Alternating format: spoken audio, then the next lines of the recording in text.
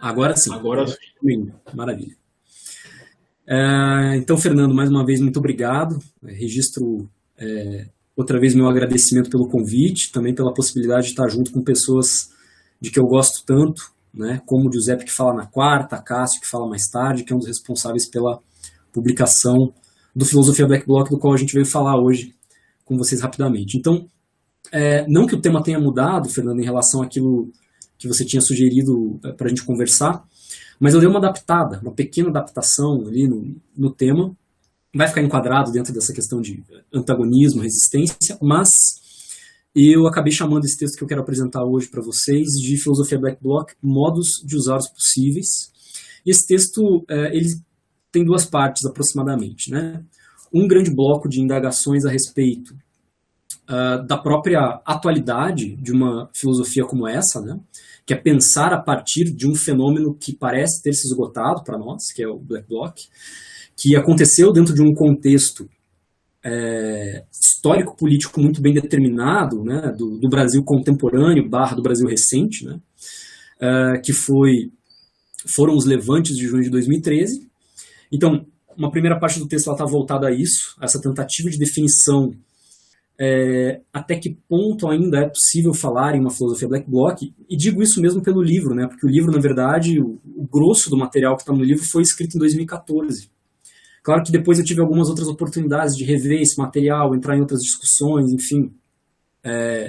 O Inditias Matos, da FMG, fez alguns seminários que me deram a possibilidade de conversar com muitas pessoas interessantes sobre isso. E é claro que isso também foi tendo alguns impactos na escrita de outros textos, ou até mesmo na reescrita ou na revisão do texto final. E por obra do acaso, não sei se foi do acaso em termos de sorte ou de azar, mas eu sempre tendo a achar que é sorte, o texto veio a sair só agora em 2020. Na verdade, ele estava para sair exatamente na janela entre março e abril, em que aconteceu a pandemia e o Brasil entrou nesse semi-estado de lockdown, né? Que a gente sabe que não foi exatamente um lockdown pleno. Mas, enfim, as viagens todas foram canceladas, os eventos foram cancelados e a gente ainda está um pouco nessa vibe, né? De lockdown peronomútil. Então, eu acho que esse é um texto que ainda tenta dialogar, né, com o texto original, mas ao mesmo tempo fazendo pontes, e essa é um pouco a segunda parte, né, fazendo pontes com coisas um pouco mais contemporâneas, né, com acontecimentos um pouco mais contemporâneos, que deixam em suspenso a questão da atualidade ou não de se pensar a partir do Black Bloc, ou de ver o Black Bloc como um analisador político-social de mais largo espectro do que simplesmente de um grupo social, como alguns qualificam erradamente, ou até mesmo como uma tática. Tá certo? Então, o texto vai ter essas duas partes. Por um lado, um texto voltado a questionar a atualidade, né? Se essa filosofia não está completamente obsoleta na medida em que parece que a nossa sociedade já não reclama mais desse tipo de ação política. Inclusive, o coronavírus seria o contexto em que esse tipo de ação política talvez fosse, para dizer o mínimo, problemática, né?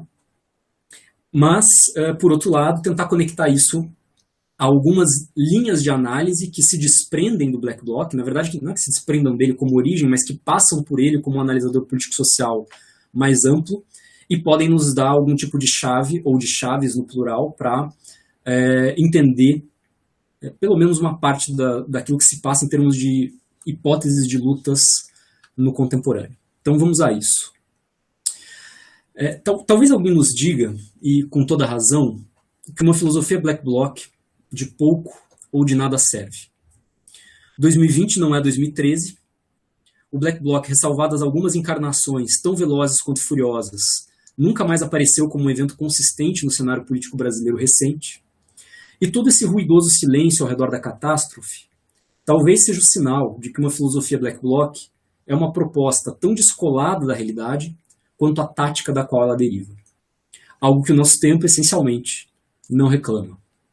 Esse mesmo alguém nos diria ainda que os governos que sucederam a segunda passagem de Dilma Rousseff pelo Planalto aceleraram a matriz neoliberal de governo de forma exponencial, e que a vitória eleitoral de Jair Bolsonaro em 2018, na coalizão entre mercado financeiro, militares, milícias e os neoarcaísmos sociais, religião, família, setores neoextrativistas, antivacinas, terraplanistas, civis militares, né, QAnons e que tais, formalizou a derrota cabal de todo o espectro progressista no Brasil. Agora, né, todos sabem que sexy mesmo é ser de direita. Em 2013, não enfrentávamos o coronavírus, o avanço do desemprego que ele criou, ou os efeitos de ultra-precarização, miséria e expansão dos controles tecnopolíticos que o acompanharam. $1 podia ser comprado por R$ 2,35. 5 quilos de arroz é 1/5 do preço corrente. E menos de 600 mil investidores, pessoas físicas, mantinham recursos na Bolsa de Valores brasileira. Um dado curioso é que agora, em agosto de 2020, esse número chegava próximo aos 3 milhões de CPFs, indicando que as poupanças no Brasil finalmente sucumbiram à finança. Junho foi o evento em que os movimentos sonharam, notem só que distopia, com o passe livre, com uma vida sem catracas. Uma demanda que hoje parece ter perdido todo o fôlego e todo o sentido. Ninguém mais quer andar de ônibus, nós queremos andar de Uber. E ao lado da Uber surge uma série de outras companhias asset-light e de plataformas com tendências monopolistas, como Google, Amazon, Facebook, Netflix, Airbnb, iFood, etc., com capacidades informacional e logística para colonizar capitalisticamente os modelos de economias de compartilhamento. Enquanto isso, os sociólogos do trabalho ocupam-se dos exércitos de precários e empreendedores de si subsumidos pelas plataformas, cujos trabalhos garantidos foram extintos por razões conjunturais ou estruturais a um sistema de distribuição de renda neofeudal e algorítmico. A horizontalidade, a descentralização, a garantia de acesso virtualmente universal em regime 24/7 a bens de consumo, de uso e de serviços, são as derivadas de uma economia do compartilhamento que vai sendo integralmente colonizada pelo capitalismo de plataforma, baseado na extração intensiva da circulação biopolítica.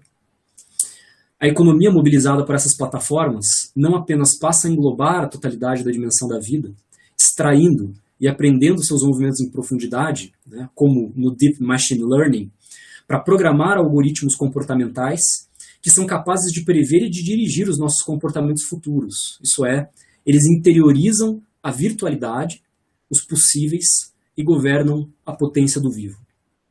Ela também se encarrega de intermediar o welfare, né, o bem-estar que seus serviços promovem gratuitamente ou abaixo do preço de custo, de forma automatizada, com disponibilidade virtualmente universal e de modo altamente eficiente. Isso implica uma capacidade logística sem precedentes para extrair e fazer circular dados e renda, interpretá-los, associá-los, projetar perfis de consumo, prever ações e comportamentos, dirigi-los e, no limite, convertê-los e reconvertê-los em finança. As plataformas não são apenas o intermediário entre um bem ou um serviço e o seu usuário. Elas são a infraestrutura informacional, material e logística que formaliza esses papéis socioeconômicos e que fazem a mediação entre o bem de capital ou o serviço disponibilizado por um usuário e o uso regulado e remunerado por outro. Estamos diante de uma economia política do uso e de usuários, em que as plataformas são as interfaces mediadoras de séries de conexões em paralelo, bem como as proprietárias das estruturas de circulação. O Airbnb, por exemplo, é mais do que uma plataforma de locação de imóveis de temporada. Ele é um operador logístico financeiro que promove o encontro de dois fluxos financeiros para produzir um terceiro por agenciamento entre esses fluxos. Então, nós temos, por um lado, o fluxo de renda efetivo do usuário locatário que paga pelo uso de um imóvel. Por outro lado, o fluxo de renda potencial do ativo imobilizado pelo usuário locador que franqueia o seu uso em troca de uma certa renda. E num terceiro ponto, aquele que surge da junção desses dois primeiros fluxos, o fluxo financeiro virtual gerado pela composição interativa entre os dois fluxos precedentes. O fluxo financeiro é um subproduto do encontro de duas rendas de usuários em torno do uso temporário e regulado de um ativo que pode ser um bem, pode ser um serviço ou pode ser um microtrabalho. Tecido pelos fluxos abstratos em que renda e finança, propriedades, mercadorias, serviços e usos se recombinam através da mediação remunerada de plataformas algorítmicas, o campo social é hoje tanto locos de extração e valorização de dados comportamentais que dão forma aos algoritmos das plataformas, quanto o conjunto complexo de serviços e relações sociais economicamente agenciáveis por estruturas logístico-informacionais. Nesse contexto, a cidade deixa de ser um mero espaço urbano ou político e passa a ser uma plataforma de plataformas. Uma infraestrutura territorial que funciona como suporte para complexos de relações e serviços em rede, destinados a promover a circulação do bem-estar, habitação, alimentação, acesso a bens de consumo no varejo, transporte, deslocamento, educação, saúde, segurança, experiências gastronômicas, etc.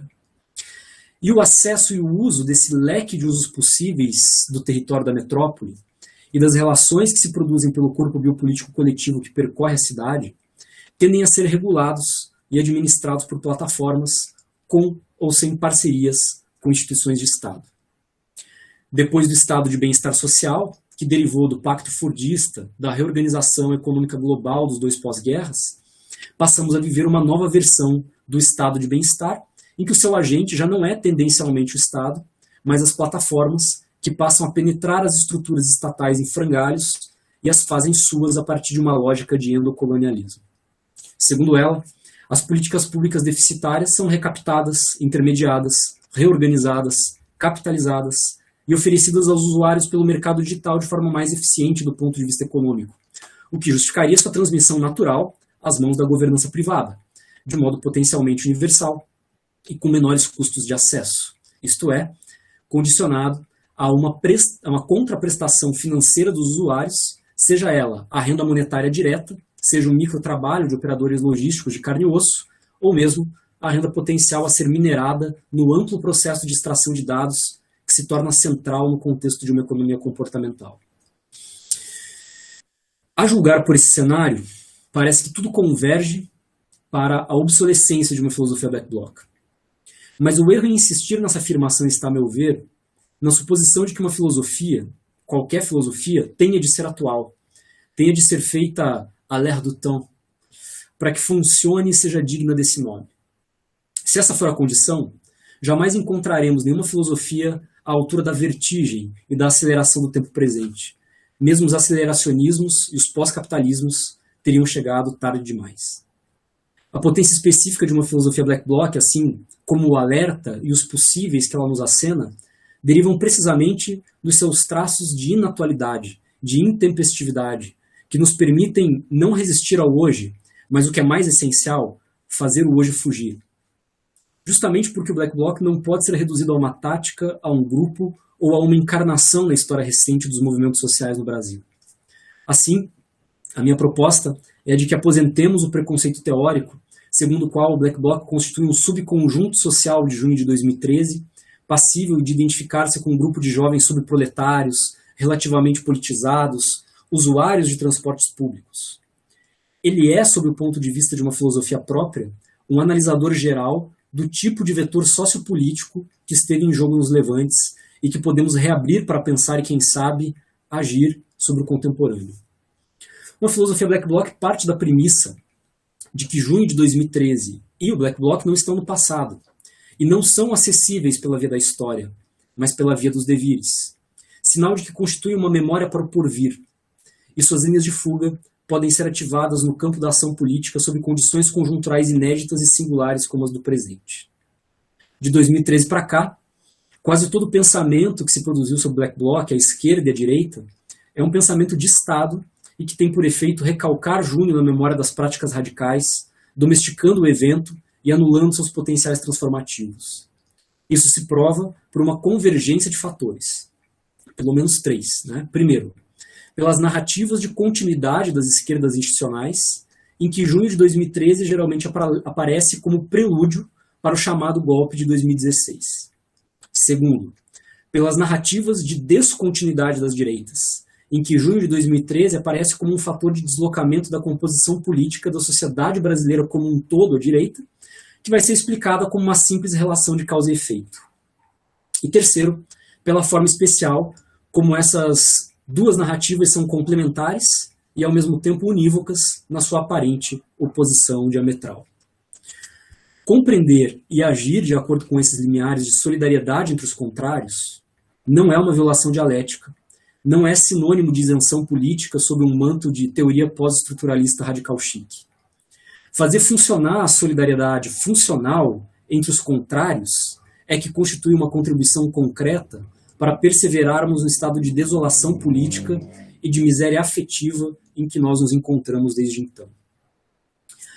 A pergunta a fazer não é sobre a atualidade ou a obsolescência de uma filosofia Black Bloc. A pergunta efetivamente útil é: como podemos usar uma filosofia Black Bloc para fazer fugir o hoje?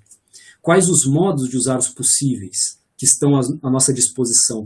Que poder ele infunde em nossas práticas correntes de resistência ou em nossa apatia?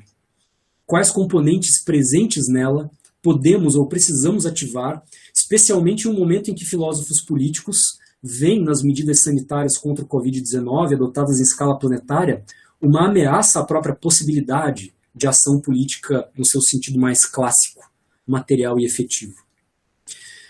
A filosofia Black Bloc é um modo de pensamento que procura ser congruente com os perigos e as chances das ruas e que encara toda ação direta como uma ética que envolve os encontros entre corpos, uma ética que jamais foi tão urgente quanto no período de encontros adiados e de perigos calculados da pandemia de Covid-19. Nela existem pelo menos 4 componentes que mereceriam nossa atenção. E eu vou passar por cada um deles, né? O seu anticapitalismo, o seu antifascismo, o seu transversalismo e o seu caráter ético. Então, isso encerra um pouco aquela primeira parte do texto, né, que eu tinha dito para vocês, que é uma espécie de elucubração sobre até que ponto faz sentido se perguntar sobre a atualidade ou a obsolescência de uma filosofia Black Bloc. Passemos às suas componentes. A componente anticapitalista do Black Bloc está inscrita na sua genealogia. A tática originou-se de movimentos autonomistas de Berlim Ocidental durante a década de 1980 e espalhou-se depois pela Dinamarca, pela Noruega, para ganhar mais tarde o terreno global. Seus repertórios de ações coletivas são legatários de séries seculares de lutas históricas, políticas e sociais, compartilhadas com múltiplas linhagens do marxismo, do feminismo, do ambientalismo, do antirracismo, do anarquismo, entre outras. Essas lutas históricas, que na passagem do século XX ao século XXI vão convergir nas manifestações altermundistas ocorridas durante a reunião da Organização Mundial do Comércio, em Seattle, 99, compartilham um amplo espectro crítico face ao sistema econômico capitalista. Por isso, uma das dimensões mais evidentes do Black Bloc talvez seja a relação entre ações diretas e uma estética anticapitalista, pontuada por performances de destruição de propriedades públicas e privadas, como parte das ações diretas, a fim de mobilizar a atenção das mídias corporativas ou sociais e gerar visibilidade estratégica, seja ao redor da violência policial, seja ao redor de pautas utópicas mais amplas. Ao contrário, né, do que parte da inteligência brasileira pós-junho afirmou, o Black Bloc funciona como um contradispositivo espetacular e anticapitalista. Se a premissa elementar da sociedade do espetáculo consiste na colonização da integral das relações sociais e na sua mediação por imagens, as ações diretas visam, em parte, a produzir um corte na relação entre imagens e relações sociais, avançando o enunciado silencioso e corporal de que outras partilhas do comum são possíveis. Se Marx tinha razão em afirmar que o capitalismo, muito antes de ser uma estrutura econômica de produção, deveria ser pensado como um conjunto de relações sociais, é precisamente a estabilidade dessas relações e das suas representações pacificadoras que as ações do Black Bloc visam a perturbar. O uso estratégico das infraestruturas midiáticas, cognitivas, sensíveis, predispostas pelo próprio capitalismo, não sinaliza qualquer solidariedade, senão tática e medial, com elas mesmas. As ações diretas exprimem uma potência de abertura e de variação das relações sociais mesmas, por meio da contestação da relação social de tipo capitalística e dos usos subvertidos da sua função de imagem. Desse modo, as ações diretas de destruição do capital privado e público não apenas fazem uma denúncia vazia das formas de vida e socialidade moduladas pelo modo de produção vigente, ou mesmo das relações promiscuamente monótonas entre capital e Estado, segundo as quais a política se resumiria à determinação otimizada dos níveis de intervenção do Estado na economia, seja para não impedi-la, seja para fazê-la funcionar.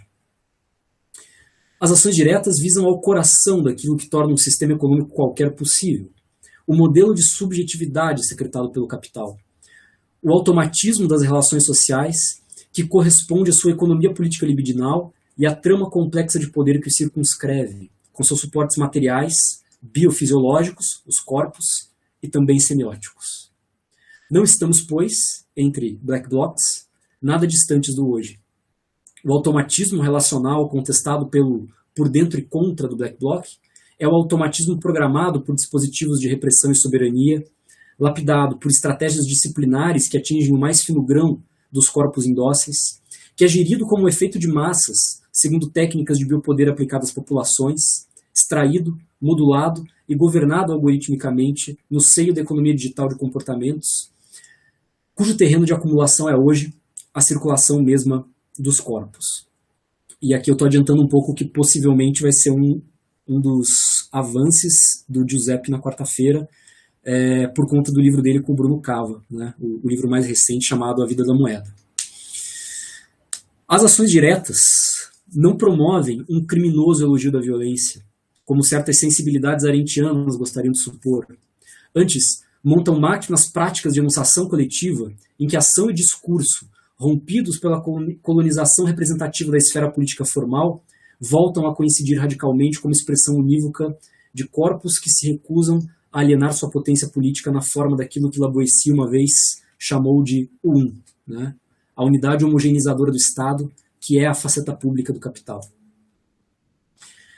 A segunda componente de uma filosofia black bloc é o seu antifascismo, isto é, a sua integração a um conjunto de lutas, práticas, estratégias e táticas antagonistas à estabilização hegemônica de tendências fascistas que percorrem globalmente a política contemporânea. Não se trata apenas de antagonizar com figurões investidos de mandatos públicos, como Trump nos Estados Unidos ou Bolsonaro no Brasil, mas de combater no terreno do campo social a proliferação dos fascismos em um nível micropolítico e cotidiano, compreendendo a ascensão das extremas-direitas, imaginadas como alternativas ou como antisistemas, tanto como efeito de composição política de microfascismos, que passam a circular livremente no campo social, quanto como os efeitos semióticos de reforço psicopolítico que essas vitórias eleitorais geralmente importam. Combater o fascismo é impedir que seus valores se transformem em palavras de ordem, que a sua política produza um corte significante no funcionamento do desejo coletivo. Trata-se, então, de buscar, nas divergências e nas capturas do próprio desejo, dos processos de subjetivação agenciados no campo social, as fontes para que novos autoritarismos, com tendências fascistas 4.0, pudessem se estabelecer em larga escala, evitando contentar-se com meras explicações por cima. Trata-se de pensar a ação direta como purga e também como clínica de um campo social acumulado de corpúsculos cancerosos, cujas forças de empuxo, globalizadas e semioticamente difusas, são qualidades derivadas dos fascismos históricos, embora não se confundam com eles. Entre elas, a perseguição sistemática, criminalizadora, violenta, a opositores políticos, né? Geralmente chamados de comunistas, de subversivos, de vermelhos, de socialistas, de radicais, de extremos, etc. A modulação etnocêntrica e nacionalista das classes trabalhadoras, em nova e paradoxal aliança com as elites, e com as esferas supostamente antissistêmicas de representação. A militarização e a securitização da vida em geral, inclusive como estética e como território existencial. A defesa nem sempre discreta dos valores do supremacismo branco. A adoção do racismo de Estado como reforçador do racismo estrutural, difundido como política criminal e como política para rarefazer o igual acesso a oportunidades, a cidadania, a proteção social. A misoginia e a homofobia transformadas em políticas de Estado, que se não passam a legislar abertamente contra mulheres homossexuais, como recentemente ocorreu na Polônia, chancelam silenciosamente vastos conjuntos de opressões estruturais sob o pretexto da igualdade formal. As opções sanitárias eugenistas que foram adotadas por países como Brasil, Estados Unidos, Belarus, Hungria, Turquia e Filipinas em relação à pandemia de Covid-19, por exemplo, com suas repercussões em protestos anti-máscaras que que se espalharam por diversos países da Europa e pelos Estados Unidos, e assim por diante, né? Esse rol é meramente exemplificativo. As relações entre Black Bloc e o antifascismo ultrapassam as afinidades táticas. Elas convergem ao redor de uma sensibilidade política compartilhada que envolve o anti-autoritarismo, o anti-estatismo e que são capazes de compreender as dimensões do público e do estatal colonizadas pela economia de mercado como extensões do capital e de seus vetores políticos. Trata-se de levar a sério a prescrição que está em Introdução a uma Vida Não Fascista, né, em que Foucault dizia: não caia de amores pelo poder. O Black Bloc e os antifascistas, em suas múltiplas extrações, genealogias e lutas, procuram produzir não apenas uma contínua destruição do poder, mas mais essencialmente de toda a paixão por ele. O seu efeito é o de restituir a cada corpo o seu poder como condição com a qual dar início a outros mundos possíveis. E isso passa por desviar o desejo dos seus cursos fascistas, operando no campo social uma clínica afetiva e instaurando uma série de alianças estratégicas provisórias, mas politicamente convergentes. E aqui, ao falar um pouco da questão da transversalidade, né, ou de por que a filosofia Black Bloc é um transversalismo, a gente atinge talvez o ponto mais teórico, talvez um pouco mais pesado teoricamente do texto. Mas vamos lá, que falta pouquinho. Quando eu digo que a filosofia Black Bloc é um transversalismo, me refiro ao conceito de transversalidade elaborado pelo filósofo, psicanalista e militante Félix Guattari. Ainda que mais tarde esse conceito venha a ser substituído pelo de agenciamento no trabalho ao lado de Deleuze, a noção de transversalidade representou um dos elementos centrais da sua teoria dos grupos. No entanto, a sua noção de grupo nada tem a ver com o sociologismo parcamente positivista dos fatos sociais. Ela parece ser, com maior razão, o resultado da confluência de três grandes vetores do pensamento de Guattari, já em meados da década de 60. Primeiro, a sua crítica à psicanálise, que vai ficar mundialmente conhecida num trabalho com Deleuze, né, no Antiédipo. Segundo, a sua militância política. E terceiro, uma analítica do campo social, que com Deleuze se desenvolverá com outros nomes, como esquizoanálise, micropolítica ou análise segmentar do desejo. Isso fazia com que Guattari oferecesse muito mais do que conceitos capazes de causar uma reversão na teoria dos movimentos sociais. Tratava-se de elaborar uma genuína teoria do social em movimento. Em uma série de textos publicados em Psicanálise e Transversalidade, que Guattari sela o destino comum entre a noção de transversalidade e a de grupo, muitas vezes mediada pela tensão constitutiva entre duas tendências. A tendência do grupo para ser sujeito e a tendência do grupo para ser sujeitado, ou para ser um grupo de tipo objeto, como ele também chamava. O que definiu o predomínio sempre provisório, sempre reversível de uma dessas tendências era o que Guattari chamava de coeficientes de transversalidade. Mas o que é um grupo? Segundo Guattari, um grupo não deveria ser definido como um conjunto de indivíduos ou de pessoas. Nem mesmo deveria ser tomado como o suporte de um seu porta-voz qualquer. Na teoria dos grupos de Guattari, tudo se passa exatamente como no Black Bloc, que tampouco deve ser definido como um grupo, e sim como uma encarnação incerta, móvel, variável, temporária, que é mais da ordem de um acontecimento, de um happening, do que de um grupo estável, composto por partes identificáveis e recursivas, ou mesmo pessoas e identidades formadas em torno de sistemas de ressonâncias. Um grupo é antes, e essas são palavras do Guattari, um projeto que se apoia em uma totalização provisória e que produz uma verdade no próprio desenrolar da sua ação. Isto é, mesmo que chamemos grupo a uma associação de pessoas, estas não serão mais do que os representantes de uma linha de subjetividade, de um projeto de ação coletivo que gera seus próprios enunciados, significados, palavras de ordem, ao produzir significantes, isto é, ao agir materialmente. Por óbvio, né, Guattari não está descrevendo as ações diretas ou a tática Black Bloc, mas não deixa de impressionar o quanto a sua definição de grupo nos conduz a uma componente de subjetividade que ultrapassa a pretensa objetividade sociológica dos fatos sociais. Trata-se assim de perceber os grupos como nós formados por redes de circulação de subjetividades. E então estes nós poderiam entrar em um devir, transformar-se, afetar-se por componentes exteriores, ou então fechar-se sobre si mesmos sob a forma de uma identidade obcecada consigo. Esse foco, ou linha de subjetividade, se manifesta através de duas tendências, ora como grupo sujeito, ora como grupo sujeitado ou grupo objeto, como nós falamos, sem que nenhuma delas constitua uma natureza estanque, uma qualidade ontológica de grupo. Trata-se antes de duas tendências que manifestam fantasmaticamente o desejo de grupo que o arrasta como projeto e como conjunto de ações que formalizam enunciados.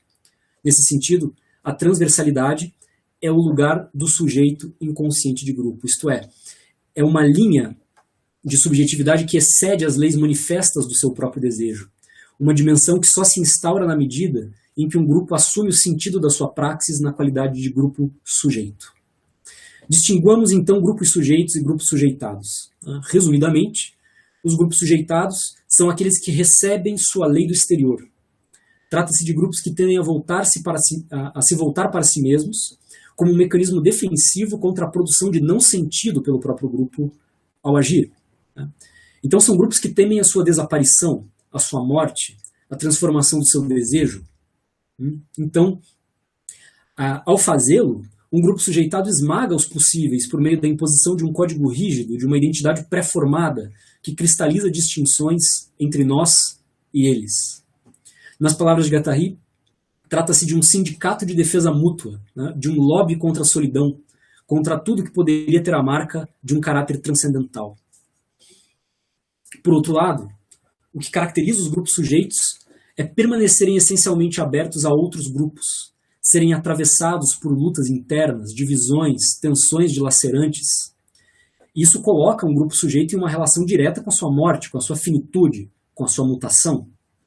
Grupos sujeitos não dispõem, portanto, dos mesmos recursos tranquilizadores dos grupos sujeitados, que permitem discernir um eu em meio aos efeitos de não sentido secretados pela praxis. No entanto, os seus atos são revolucionários porque sua ação não se encontra limitada pela representação dos próprios significados geridos internamente pelo grupo. Para eles, agir consiste em ultrapassar o conjunto de significados que os define. O essencial está em fazer, não em dizer, em gerar significantes, em produzir a instituição, em alterar o curso material da própria história por meio da ação. Os enunciados se seguem a essa transformação material. Os grupos sujeitos apenas são capazes de ações significantes na medida em que o destino de um grupo é morrer, desaparecer, ruir, despedaçar-se, transformar-se, tornar-se qualquer outra coisa. Isso porque cada grupo constitui-se em função de um problema, de uma situação específica e dos usuários que essa situação circunscreve. Apenas os grupos sujeitados pretendem durar eternamente, dando continuidade a um processo coletivo de obsessão. Eis o que caracteriza, segundo Guattari, a noção de transversalidade.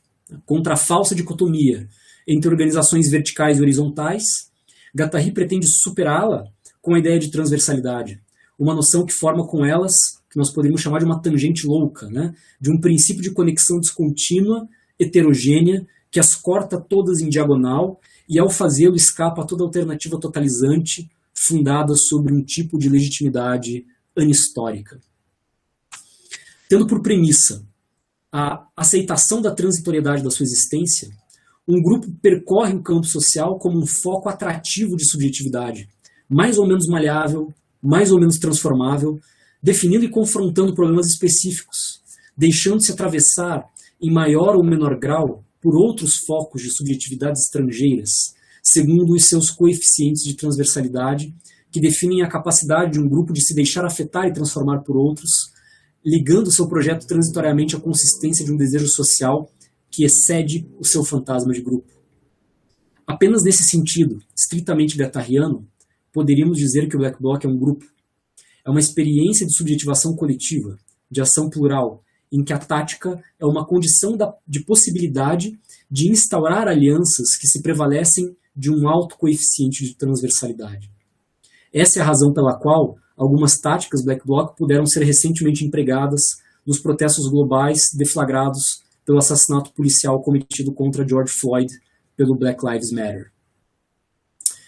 Guattari insistia que, ao contrário dos grupos que encarnavam tendências sujeitadas, os grupos sujeitos só geravam um dizer, isso é, um conjunto de significados, os enunciados coletivos que comunicavam uma verdade, ou mesmo as suas palavras de ordem, na medida em que agiam. O que os grupos sujeitos produzem não são identidades, não são lugares de fala, são significantes por meio da ação. Isto é, instauram a componente material dos signos como uma instalação no real, criando significações apenas em segundo grau.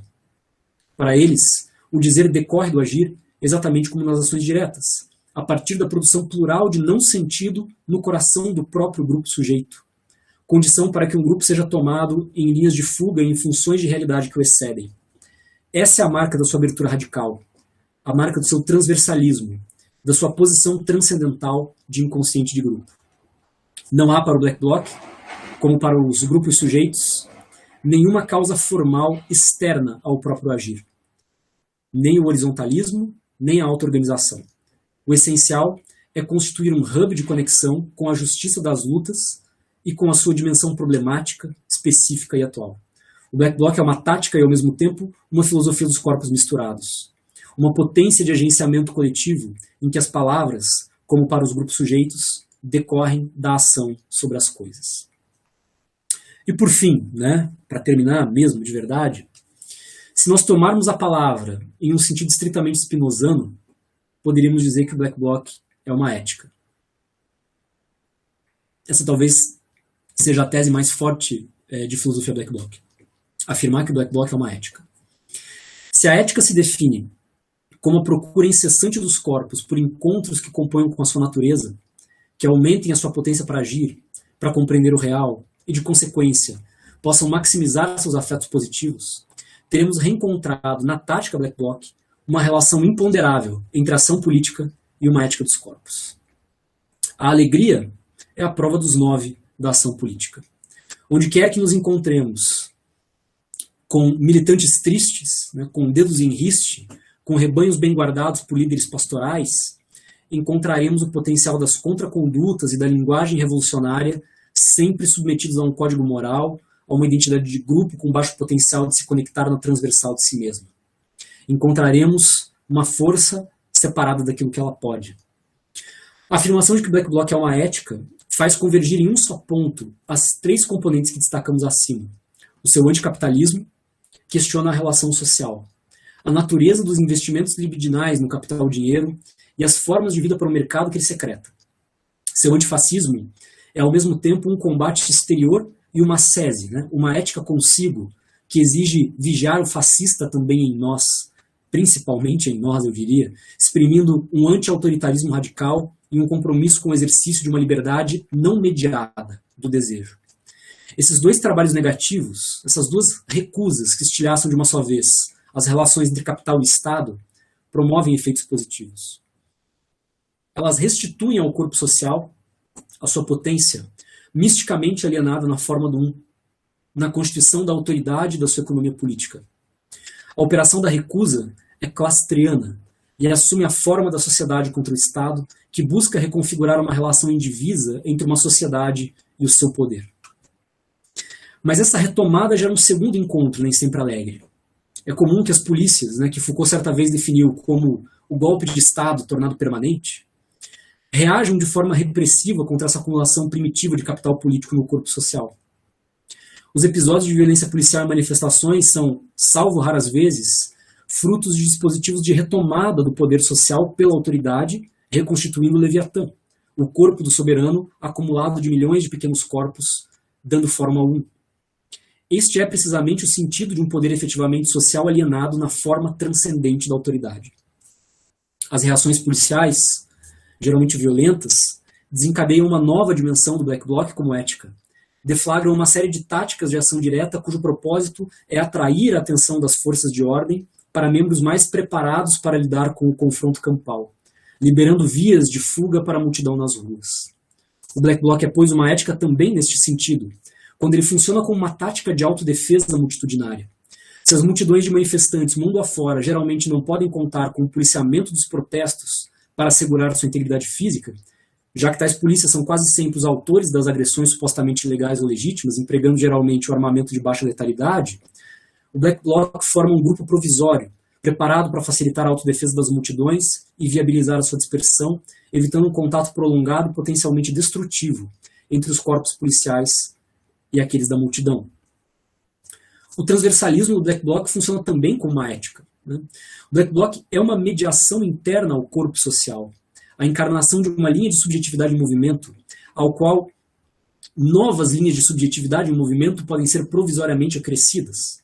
Nesse sentido, o coeficiente de transversalidade do Black Bloc, isso é a capacidade tanto para se autodeterminar sem um eu, quanto para conectar-se com o desejo de grupo encarnado em diferentes acontecimentos, permite ao Black Bloc funcionar como um dispositivo que opera uma ecologia de relações de insurgência política. As diversas versões do Black Bloc, né, de Seattle a nossos dias, testemunham bem como o Black Bloc mimetiza e se integra facilmente a pautas que rigorosamente não lhe pertencem, mas que estão associadas a uma sensibilidade compartilhada pelos adeptos da tática, como lutas relacionadas a pautas anticapitalistas, antifascistas, feministas, anti-homofobia, antirracistas, que se espraiam pela micropolítica do cotidiano e das relações sociais. A estrutura de grupo de afinidade permite entender como o Black Bloc pode mutacionar ao ser atravessado por uma diversidade de pautas e de táticas que vêm de fora, como os Red Blocs comunistas, os White Blocs, né, os tutti bianchi italianos, defensores da não violência ofensiva, os Pink Blocs, ligados a movimentos LGBTQI+, os Carnival Blocs, em que se misturam manifestação política e cultural, ou mesmo os Book Blocs, né, uma linha defensiva que foi formada por estudantes na Itália, na Grã-Bretanha, na Califórnia, que usava escudos na forma de capas de livros. Na greve dos professores do Rio de Janeiro, em pleno 2013, nós vimos surgir, em arremedo à tropa de choque da Polícia do Estado, a tropa de profs, né, composta por professores em greve, com capacetes, máscaras e cartolinas, simulando escudos. O Black Bloc é uma linha de subjetivação política do campo social em variação contínua. O que essa diversidade tática e esse imenso potencial de conexão e heterogênese de grupo testemunham? Testemunham que o Black Bloc é, como dizem os seus adeptos, uma tática, mas é também uma anti-ontologia do ser social que lhe devolve a sua política. É uma linha transversal que exprime os inconscientes de grupo, uma força de associação ecopolítica que, em vez de comer os outros grupos numa luta narcisista por legitimidade, os estimulam a se multiplicarem ao infinito e a se dispersarem por toda a trama do tecido social, por todos os níveis da vida, por todas as camadas das instituições. Esse era precisamente o sonho de Félix Guattari, o ponto de avanço da sua teoria dos grupos, que se desenvolvia como uma filosofia da subjetividade revolucionária, de sua economia política libidinal. Jamais grupos de identidade fixa, mas unidades de subversão desejante, tesas em seu interior, incessantemente confrontadas com seu fora, com sua finitude, com sua morte e com sua transformação. Não apenas grupúsculos que pudessem multiplicar-se a ponto de tomar o lugar das instituições da burguesia, mas grupos que sejam capazes de pôr em ação estratégias para subverter os modelos de subjetividade secretados continuamente pelo capital. Que sejam como a própria fábrica social e descontínua dessa subversão.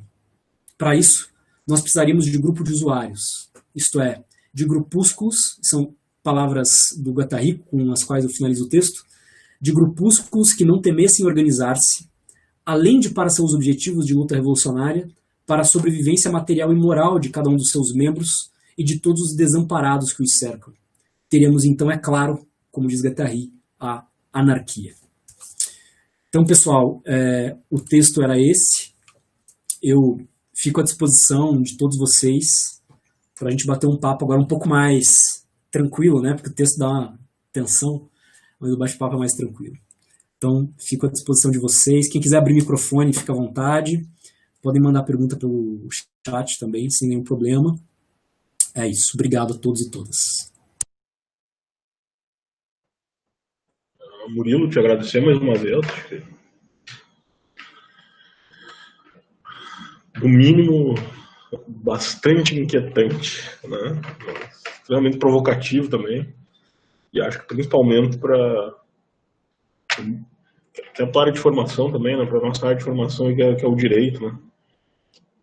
Que é pensar por uma perspectiva completamente diferente. O direito e tentar e acho que se questionar se o direito, se a partir do direito há possibilidades para